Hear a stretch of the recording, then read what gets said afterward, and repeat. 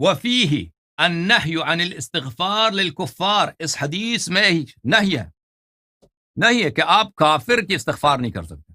ठीक है ना? तो क्या पता चला अज़ीज़ों कि इन लोगों ने अपनी कुतुब में क्या बकें?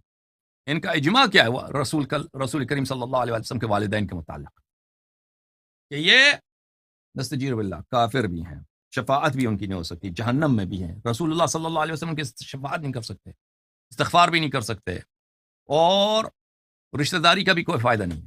उनके रिश्तेदारी का भी पैगंबर ख़ातमुल अंबिया कोई फ़ायदा नहीं। जहन्नमी जहन्नम में नस्तजीर बिल अज़ाब हो, ठीक है ना?